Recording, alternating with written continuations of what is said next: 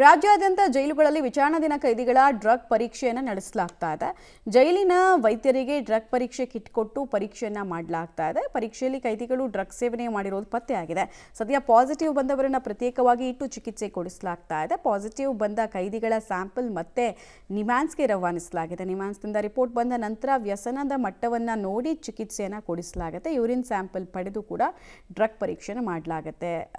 ಹಾಗೆ ಯೂರಿನ್ ಬದಲಿಗೆ ಕೈದಿಗಳು ನೀರು ಮಿಶ್ರಣ ಮಾಡಿಕೊಟ್ಟಿರೋದು ಕೂಡ ಬೆಳಕಿಗೆ ಬಂದಿದೆ. ಅಂದರೆ ಯಾವ್ಯಾವ ರೀತಿ ಕೈದಿಗಳು ಪೊಲೀಸರಿಗೆ ಮತ್ತು ವೈದ್ಯರಿಗೆ ಚಳ್ಳೆ ಹಣ್ಣು ತಿನ್ನಿಸೋದಕ್ಕೆ ಮುಂದಾಗಿದ್ದಾರೆ ಅನ್ನೋದಕ್ಕೆ ಉದಾಹರಣೆ.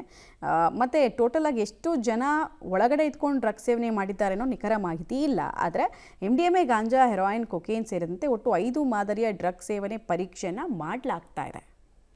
ಜೈಲಿನ ವ್ಯವಸ್ಥೆಗಳನ್ನು ಸುಧಾರಣೆ ಮಾಡಲೇಬೇಕು ಅಂತ ಅಲೋಕ್ ಕುಮಾರ್ ಟೊಂಕ ಕಟ್ಟಿ ನಿಂತಿದ್ದಾರೆ.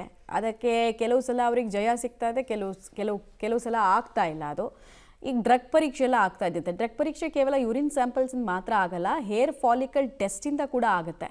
ಸೊ ಆ ಸ್ಯಾಂಪಲನ್ನು ಕೂಡ ಕಲೆಕ್ಟ್ ಮಾಡಿರ್ಬೋದು, ಕಾನ್ಫಿಡೆನ್ಷಿಯಲ್ ಆಗಿ ಇಟ್ಟಿರ್ಬೋದು.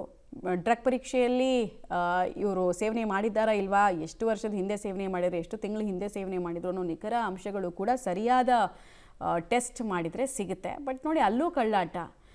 ಇವರಿಗೆ ಹಿಂಗೆ ಯೂರಿನಲ್ಲಿ ನೀರು ಮಿಶ್ರಣ ಮಾಡಿ ಅಂತ ಹೇಳಿಕೊಟ್ಟವ್ರು ಯಾರು, ಹಿಂಗೆ ತಲೆ ಉಪಯೋಗಿಸೋದಕ್ಕೆ ಸಲಹೆ ಕೊಟ್ಟವ್ರು ಯಾರು, ಅದು ಕೂಡ ಇಂಪಾರ್ಟೆಂಟ್ ಆಗುತ್ತೆ. ಆಮೇಲೆ ಪೊಲೀಸರ ನಿಗಾ ಇಲ್ಲದೆ, ಅಂದರೆ 3 ಸುತ್ತಿನ ಭದ್ರಕೋಟೆ ಆಗಿರುತ್ತೆ ಯೂಶಲಿ ಜೈಲು.